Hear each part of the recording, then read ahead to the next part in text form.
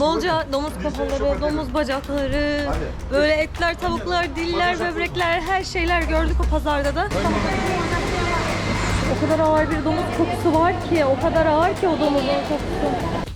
Şöyle şurada işkence aletleri var burada. Oo. Bu da çok korkunç değil mi ya? Düşünsenize zamanla burada insanlar oturuyor. Ta buralara kadar Moldova'nın içerisinde kendini ayıran bir toplumda dahi zamanında Osmanlı izleri görülmüş. Evliya Çelebi geldiği zaman burayı ziyaret ettiğini diyor, 1957 yılında bunu yazdı diyor. Şimdi şurasının çatılarını kaldırdığınızda Yedikule zindanları. Aynı. Osmanlı etkilerini silmek adına yapılmış Rus mimarisi örnekleri. Ben bunu böyle yorumluyorum. Moldova'nın özerk bölgesi Transnistria bölgesinden herkese selamlar arkadaşlar.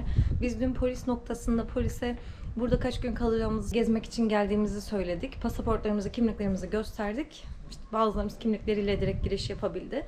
Sonra polisler bize bir kağıt verdiler. Burada işte ne kadar kalacağımızla alakalı bir bilginin olduğu. Büyük ihtimalle çıkarken o belgeyi ibraz etmemiz gerekecek. Çünkü biz burada dünyanın tanımadığı bir ülkedeyiz aslında. Öyle bir yerdeyiz. Tiraspol şehrine geldik. Airbnb'den, Booking'ten konaklama fiyatları birazcık yüksekti. Sonra biz de Tiraspol'e 5 kilometre uzaklıkta Bender şehrinin daha yakınında, hatta Bender şehrinin içinde sayılabilecek bir müze evde kaldık. Evi size şöyle bir önden göstermek istiyorum. 5 kişiyiz arkadaşlar. Toplamda 1000 TL ödedik burası için. Kişi başı 200 TL'den. Tam toparlanma evresindeyiz. Birazcık dağınık. Şöyle şurada kahvemizi yaptık. Aşağıdan kettle verdiler. Sahipleri çok çok iyi insanlar. Aşağıya booking linkini bırakıyor olurum. Böyle bir diğer odamızda bu şekildeydi. Böyle tatlı, güzel bir yer. 5 kişi için. Ayrıca bunların 2 kişilik oda opsiyonları da varmış. Tekrar kahvemizi alalım. Gelin biraz Transnistria hakkında bir ön bilgiye sahip olalım. Bu bilgi için de kiminle konuşuyoruz? Sadık'la konuşuyoruz. Evet, merhaba. Nasılsınız? İyilermiş. İyiler miymiş? Sen nasılmışsın? Ben iyiyim. Açılmaya çalışıyorum ya. Sadık, şimdi Transnistria bölgesindeyiz. Ben bir ön giriş yaptım ama özerk bölgedeyiz diyerek. Şimdi buranın olayı ne? Sovyetler zamanından sonra burası ne yapmış da özerk bölge kalmış? Burası Sovyetler dağıldıktan sonra hatırladıklarımı söyleyeceğim Merve. Tam böyle dersimi hiç çalışamadım.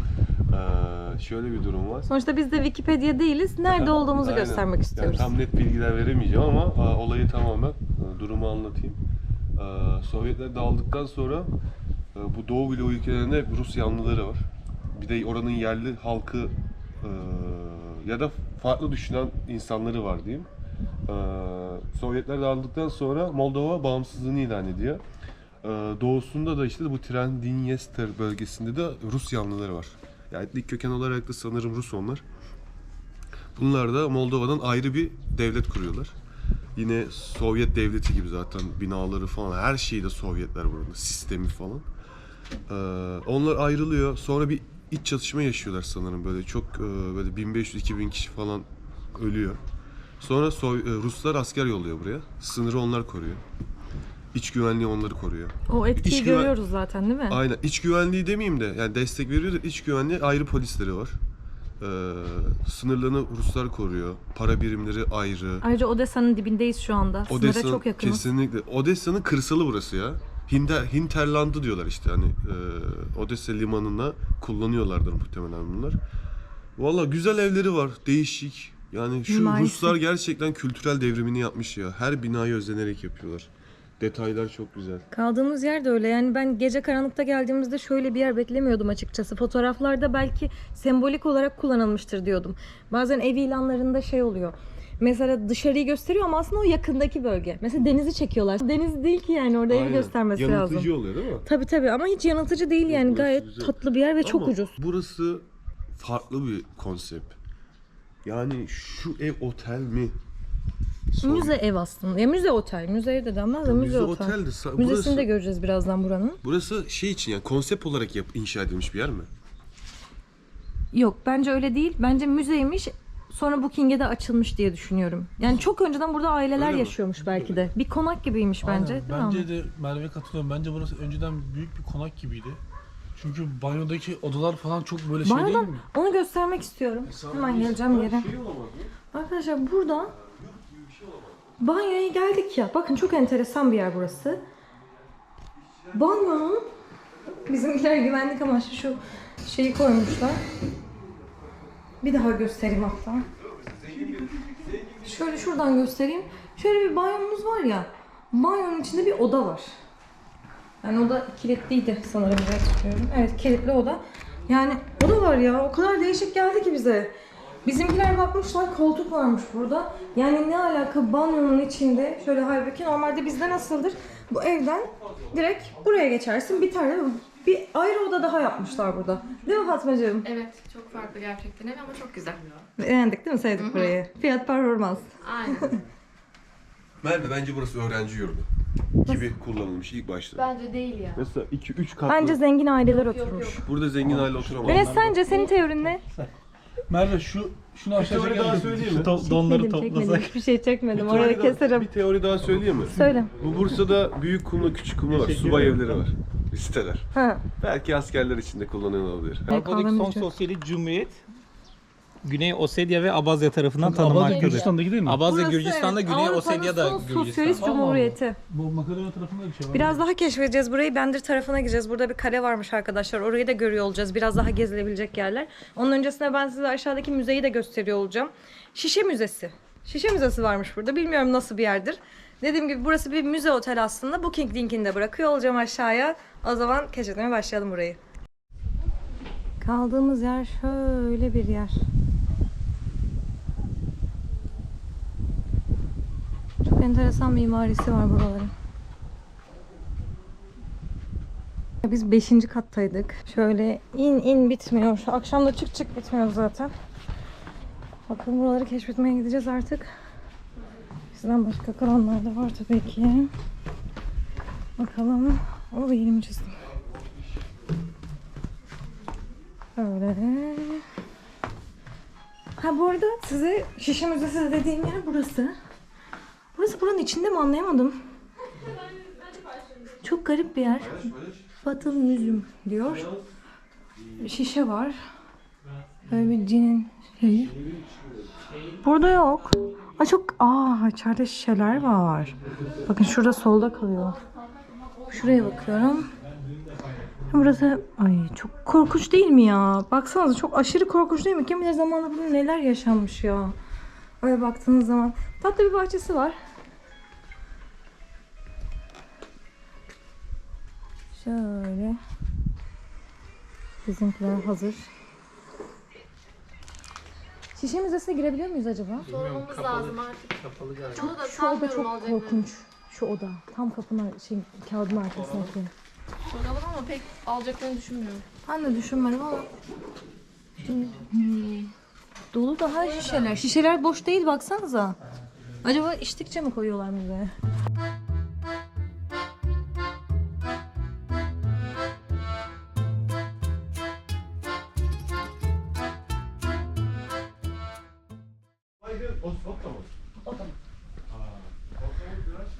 İçeride arkadaşlar birazdan yapacağımız rotayı konuşuyorlar. Ben de size kaldığımız yerin duvarlarını göstermek istiyorum.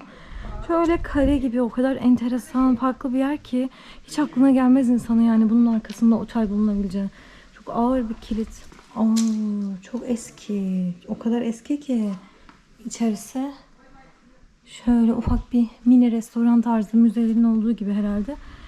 Şurada kaldık arkadaşlar. Bunun en tepesinde, tam olarak şu odada. Şurada. Burada kaldık. Şurada sallanacağım şimdi. Всего мира. Очень интересный, кстати, тур. Очень вам рекомендую, потому что мы находимся в одном из главных туристических карт среди всех виноделий Молдовы. Abla bize şimdi Şişe Müzesi'nden bahsetti. Ne diyor Enes? Moja zayka. Uzun mu yazmış? Bu 1988 yılında kurulan ve 5 katlı, dünyanın her yerinden içeceklerin bulunduğu 5 odalı, dünyanın dört bir yanından toplanan 10 binden fazla nadir sergiye sahip bir ruhlar müzesidir. Çok ilginç. Bu arada turu şiddetle tavsiye ediyorum çünkü Moldova'nın tüm şarap imalathaneleri Mimika arasında Stel, ana turistik haritadan birinde bulunuyoruz. Крикова. Крикова. Here. Да, да. 75 rubles. Ücretini söylüyor. 75 рублей с человека. И смотрите, оно длится где-то в 75 районе часа, рубля. чуть больше. Вы пойдете 5 этажей Yüksek. вверх и один вниз. 75 Ruble. kişi başı diyor. Yaklaşık 1 saat sürüyor diyor. Biraz daha fazla 5 kat yukarı 1 kat aşağı ineceksiniz diyor. 75 ruble çok. Çok fazla aynen. Belki daha sonra. Пеня, uspokойся. Пеня, иди сюда. Müzeyi göremiyoruz. Müzeyi ne yazık ki göre. Şimdi buradan otelimizden ayrılıyoruz. 2 taksi çağırdık. Thank you. Nice to meet you. Good luck. Nice to meet you. Kaldığımız yer şöyle bir müze otel. Şimdi bakalım taksicilerimiz geldi. Kamerayı burada sevmiyorlar galiba. Kamera hoşlarına gitmiyor. Tamam.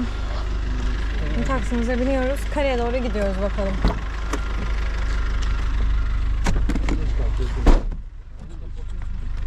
Hangi sen interneti var ya? Benim burada internetim var. Arabada yok. İçeride adam biliyor abi ya. Hadi bakalım.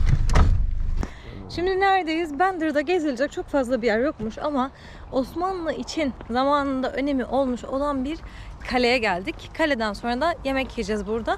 Bandır Kalesi. Nedir önemi? Zamanında burada Mimar Sinan tarafından restorasyonu yapılmış bir yer var. Hangi padişahımızdı burada gelmiş de bir Sultan dönem Süleyman. hüküm sürmüş? Sultan Süleyman var. Bayrağımız da var burada. Türk bayrağı. Türk bayrağı. Yabancı dilim yok arkadaşlar. Burada da paramız var, akçemiz var. Bunları hep koymuşlar, Zaten sembolleştirmişler. Osmanlı'dan burada bahsediyor. Ottoman Bult. Ne demek Bult? Bina mı? Bina. Ya böyle şöyle deniliyor. Sultan Murat internette. 3. Murat'tan bahsediyor bak. Bakayım. Şurada. O 3. Murat Kanuni'nin torunu. Sarı Selim'in oğlu. Sultan Süleyman burayı alıyor. Ruslara baskı kuruyoruz. Yani Ruslar değil de burada farklı bir toplum var o zaman. Ruslarla çok. Yahudilerin de olduğunu söyledi kadın. Az önce Sahilde kaldığımız ya kadın. Yahudiler her şehirde var. Sahil Evet. şehirlerinde yaşıyorlar genelde onlar. Rusların Yayılmışlar öncesinde. çok. Onlardan bayağı bir bilgi birikimi var Yahudilerin. Buradaki binaların ya da günlük hayattaki bilgiyi çok iyi bildiğini söyledi.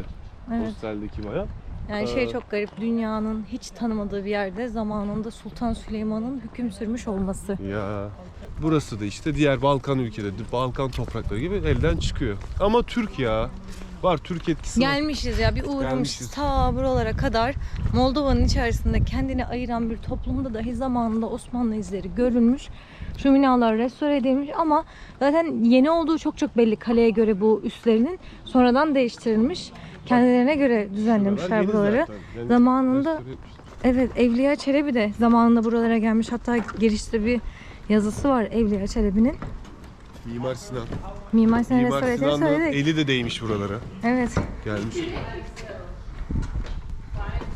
Kaç zer olur bile? 50.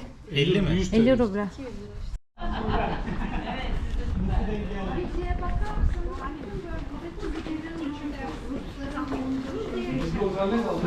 Osmanlı'nın son kalesi ya. Burada kalenin alınışıyla alakalı bir tasvir var. Osmanlı askerlerini de bu arada biz burada görüyoruz. Şurada geride. Evet, evet. Onu gösterecektim.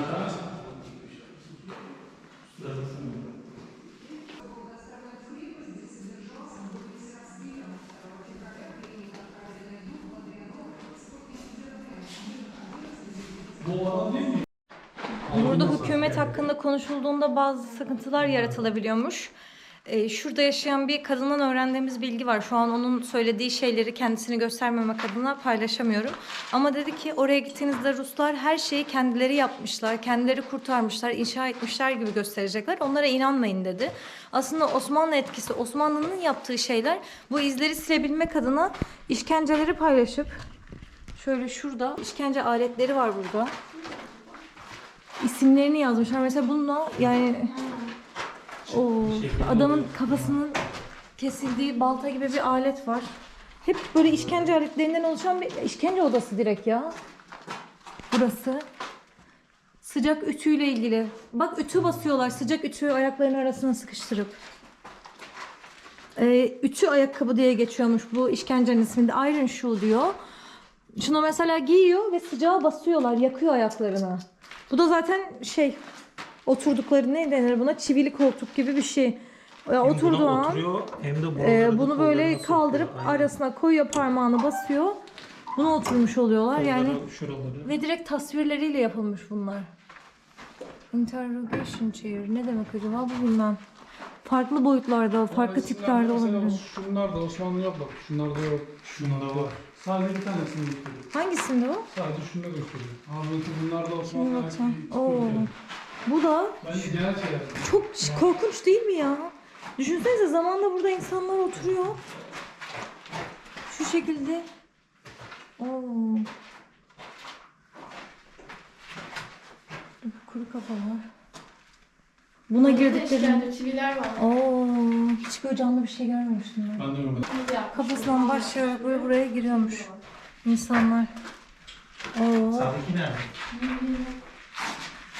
Çok fazla işkence yöntemi var. Bir yemek yiyorlar. Bir şey kanka.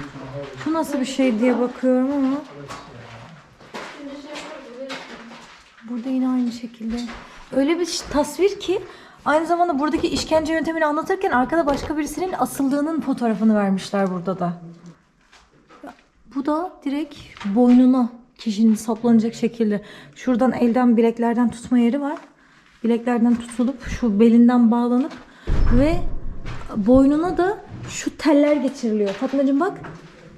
Şu telli şey boynunda oluyor. Şurada da gösterildiği gibi. Şu kollarını geçiriyor. Ayakları buradan geçiriyor. Vücudunun üzerinden bunları getirip şunu da beli geçiriyor. Boynundaki tellerle boğuyor. İşkence ediyor.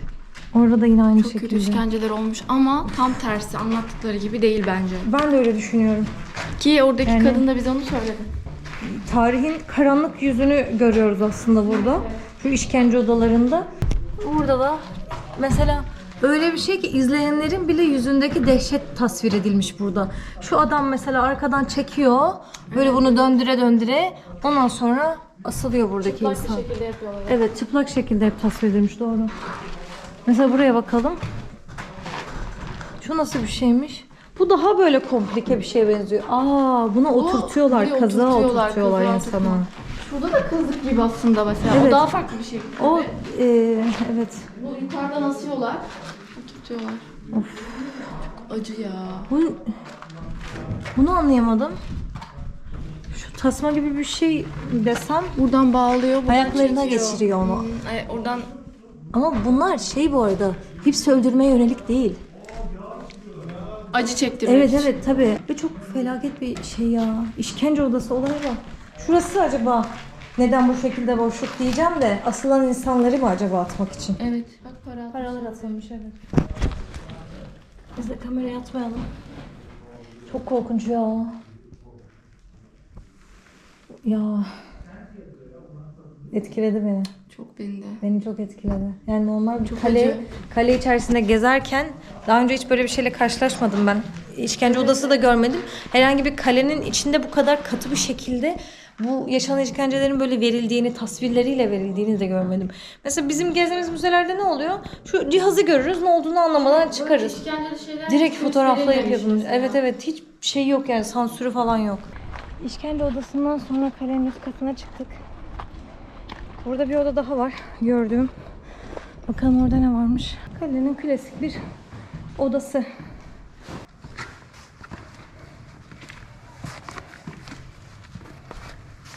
Buranın inişi biraz zor olacak.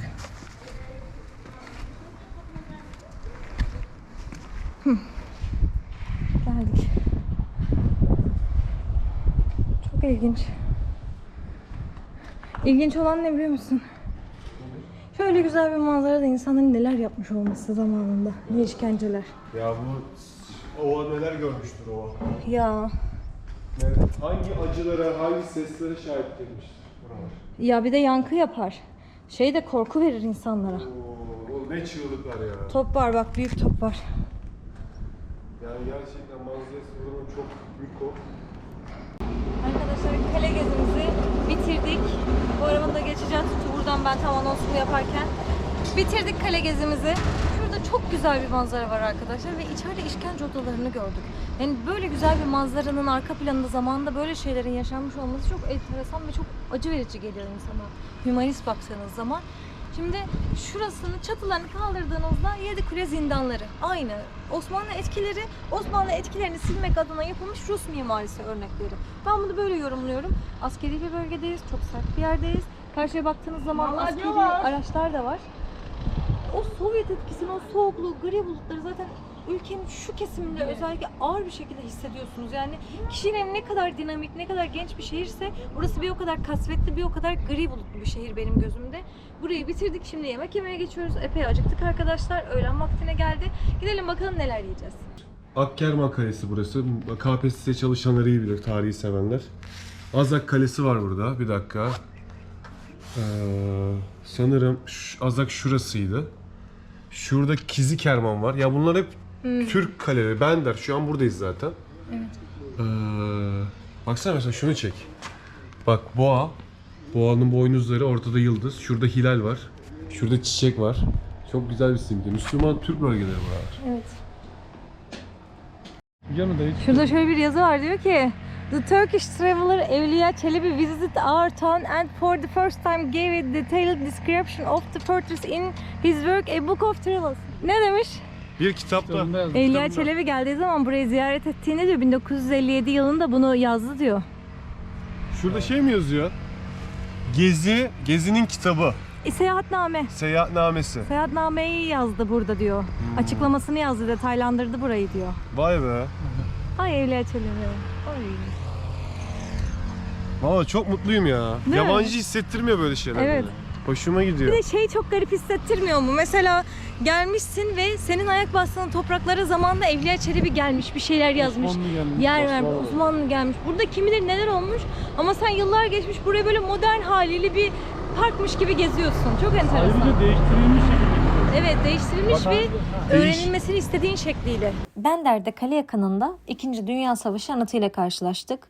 Eski Sovyetler Birliği'nde her yerde, özellikle de savaş alanı haline gelen şehirlerde buna benzer anıtlar var. Sönmeyen ateş ve tanklar sergileniyor. Hayatını kaybedenlerin anıldığı plakaların bulunduğu geniş bir meydan burası. 2. Dünya Savaşı sırasında burası şehrin dışındaymış ve burada halk arasında plavni denen sazlıklar yetişiyormuş.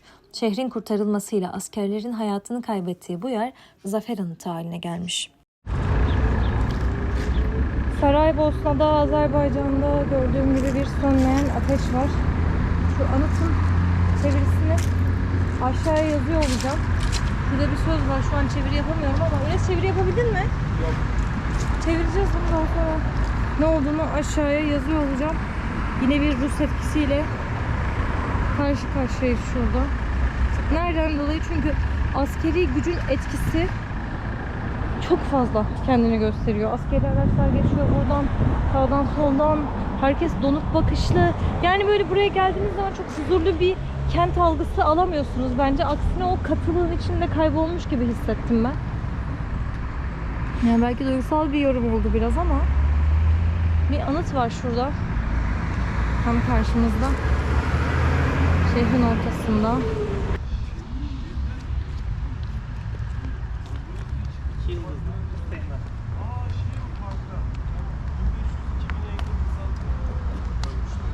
Moldova'dan sonra ayrıldı ya burası. İkinci Dünya Savaşı'nda ölenler mi? O çatışmalarda ölenler yani 1500-2000 kişi falan diyorlardı. Onların bir kısmı olabilir bu. Moldova'dan ayrılırken ölenler mi o çatışmalarda? Hı. Moldova ile Transnistria. Transnistria askerleri arasında ufak böyle bir şey oluyor, sürtüşme oluyor. Acaba Ama Am- Dinyester'ın içinde olan kısmı niye böyle bir şey yapsınlar ki onlar için? kendi kahramanları, kendi kahraman halkı. Moldova'nın yapması lazım değil mi? Hayır, kendi kahraman halkını gösteriyorlar işte. Buranın vatandaşı. Evet. Buranın aynı. Garip ama ya. Çok. Ama şöyle bir şey var. Avrupa'daki o anıtlar, meydanlar, tıklım kalabalıklar giderken Burada hiçbir şey yok. Sovyetlerin anıtlarına kimse gitmiyor. Evet. Boş. Katliamlardan dolayı işte. Bu arada bayağı acıktık. Şimdi Aa, yemek bilmiyorum yiyeceğimiz ki ya. yere doğru Polizayı geçiyor söyleyeyim. olacağız. Işıksız. Orada duydun mu? Yok. Korna sesi yok. Korna yok. Arkadan biri basmıyor hadi hadi diye mesela. Değil mi? Moldova'ya geldik 4 gün mü oluyor, 3 gün mü oluyor? Hiç korna sesi duymadık. Yok ya. ya. Ben iki defa duydum. O da polis vardı orada. Bir şey vardı Bir herhalde. sorun vardı, ondan basıyorlardı. Bir de şoför basmıştı. O otobüs şoförü. Şimdi bakalım. Yemek yiyeceğimiz yere doğru geliyoruz.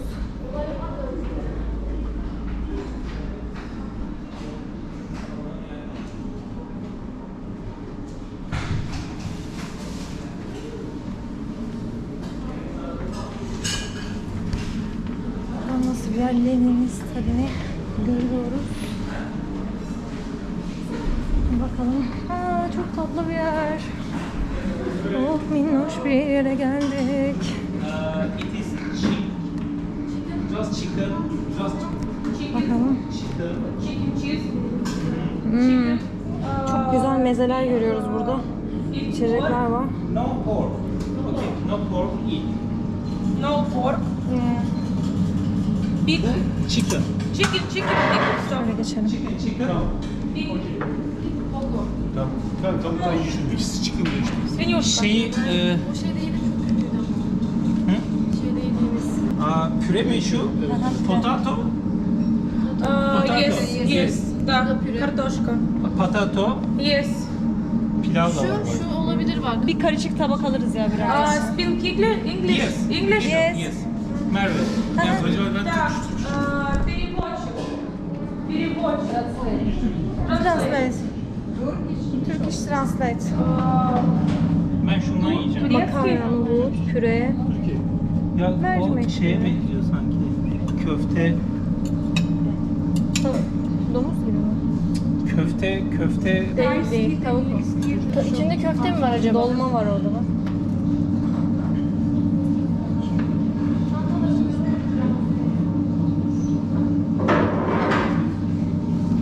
Şu güzel duruyor başta sağdaki ve Ben bundan yiyeceğim. onun yanındaki de güzel duruyor. Bak dolma var. Dolmayı. Ya herkes Tavuklu kendine pilav göre var alsın. bak. Tavuklu pilav da güzel duruyor. Ben bundan yiyeceğim. Bundan yiyeceğim. sorry. Püre.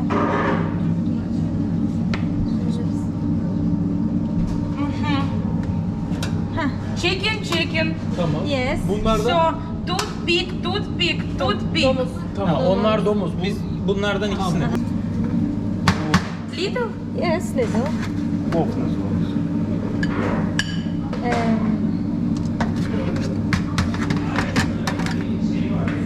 Bundan karbonhidrat basıyoruz ama bundan enough.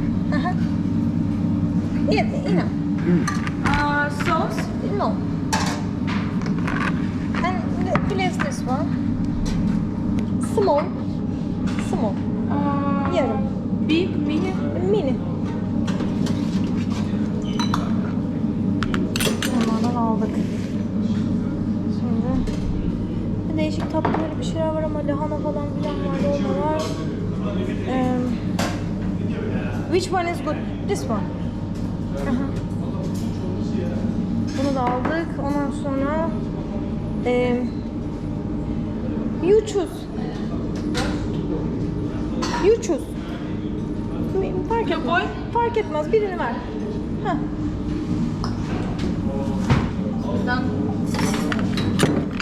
How much? Biraz yoruldu kızcağız ya. 50.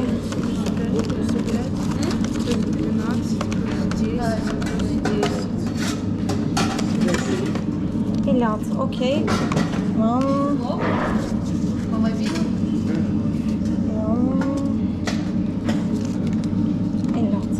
Okay, thank you. Спасибо.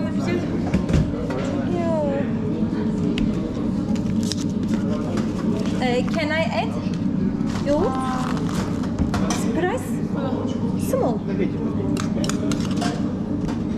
Price? Oh, thank you. Şimdi söyle. Ya inan neydi? Oo, soframız. Sen resetledin mi şeyi? Çok iyi. Bu patlıcan mı? Evet, patlıcan aldım. Hops. Enes kaşını çekebilir misin? Burası hakkında. Kanka ben yemeği beğendim. Yani farklı bir mekan. Hayatımızda kaç kere böyle bir mekana gelebiliriz? Bence bir daha böyle farklı bir mekana zor geliriz. Yiyelim bakalım nasılmış tatları. Çorbanın tadına bakacağım. Arkadaşlarım çok beğendiler çorbayı. Ben de beğendim. Aşırı iyi. Efsane ya. Benim bu tabağım şimdi 56 ruble tuttu. Çorba 100 lira. 112 lira falan. Meyve suyu verdi. Neli olduğunu bilmiyorum. Şöyle bir patlıcan aldım. Makarna. Burada bir karbonhidratı bastık. Makarna, protein, biraz çorba, sıvı falan filan derken böyle karışık aldık tepsilerimize.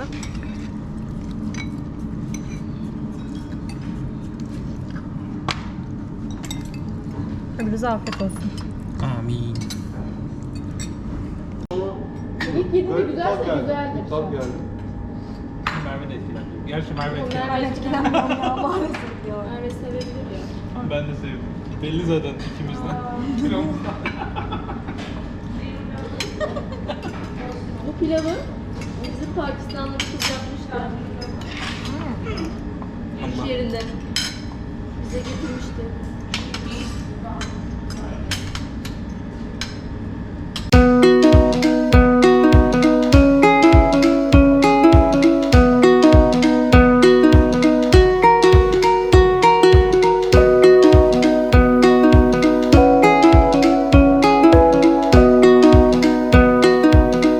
Buranın pazarına dalıyoruz.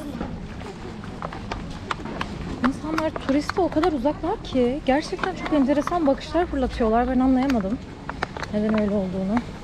Kapalı Pazar Hali gibi bir yere giriyoruz şimdi sizinle.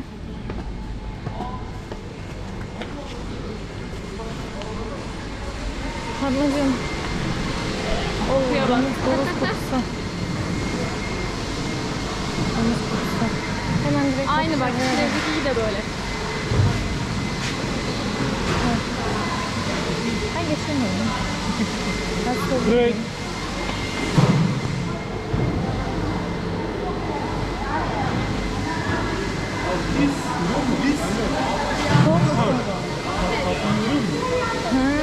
Domuzun yağı mı? Çok eti derisi kalın bir hayvan zaten. Yemeklerde kullanıyorlar. Biliyor musun? Bu kolu mu o hayvanın? Bacağı mı? Bacak. Bacak. Bacak. Domuz bacak. Burnu? Eti domuzun. Bu nesi acaba ya? Şu şeyi. 5 etleri.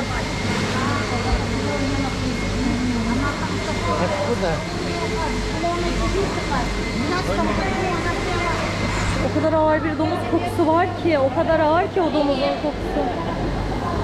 Aa Fatmacığım, bu kokuyu ben anlatamam size. Anlatamam, yaşamaz. Gerçekten ama umarım kimse yaşamaz. Şurada Fatmacığım, bunlar ne? Tavukmuş ya bunlar uzaktan. Tam anlayamadım ne olduğunu da. Tavuk varmış. Şurada bir şey yok zaten arkada. Şarküteri tarzı biraz daha. Bakalım. Böyle yine domuz bacakları ve çok ağır bir koku. Ay çok ağır. Domuzun kafası. Bu domuzun kafası mı? Ay burnu. Şöyle işte göstermek istiyorum burnu. Domuzun kafasına bir baksana yakından. Burnu. Bak burun kafa. Kafa mı? Evet. Çeksen onu. Çok ilginç, çok enteresan ya. Çok enteresan böyle. Bu neresi hayvanın? Ha? Bak bu dili. Dili mi? Aa evet. Oo. Ay gördüm. Oh. Vejetaryenler bunu beğenmedi. Bu bacağa bak. Kelle paça yapıyorsun ya. Domuz paça. Evet. Müthiş benzetme. Kelle paça Sadık. Kelle paça için bak. Böbrek mi? Böbrek. Böbrek. Bak böbrek. Yes. Bağırsakları. Bağırsak, ince kalan Kokoreç. bağırsak. Kokoreç. Засетка деломатери. Domuz değil. Ne o kadar şaşırdıysam. Kafa. Bak görüyor musun gözünü? Bak nasıl böyle gözü var.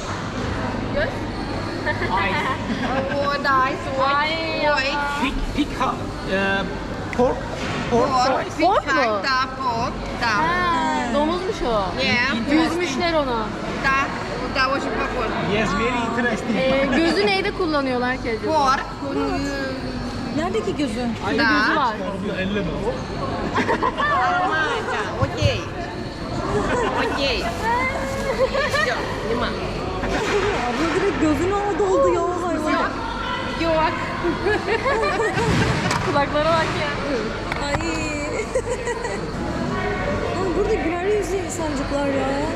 Diğer yerde hiç gülmüyor. Farkında mısınız? Hep kadınlar çalışıyorlar burada. Hep kadınlar. Zaten erkek nüfusu çok az ülkede. Çünkü onlar Avrupa'ya gidiyorlarmış çalışmak üzere. Onların burada Avrupa Birliği vatandaşı değiller ama Avrupa Birliği vatandaşıymış gibi hakları var.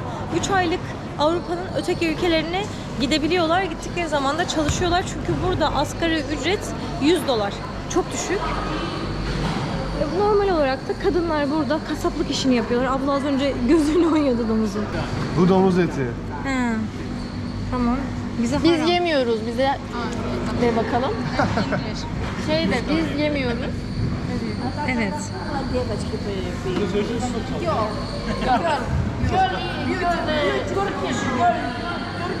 Hangisi? Not for. English. Yes. İnanmıyorum bak sen. Russia. No Russia. Türk'üm. Abla Türk'üm. Vallahi Türk'üm. Çıkar göster. In Turkey mix. Половина, да.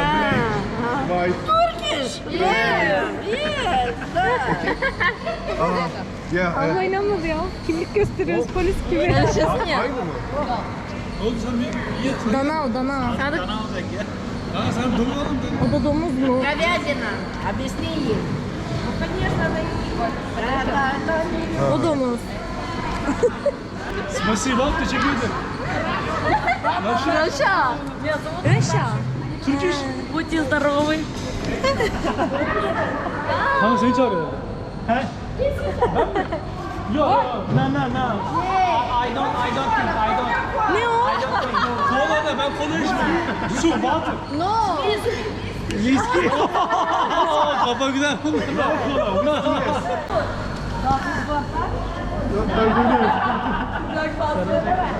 Peçete var mı? Aa, canım benim.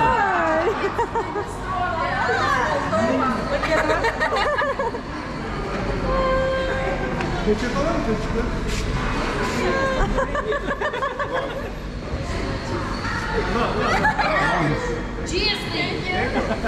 Very nice thing. Thank you so much. Bye bye. Thank you.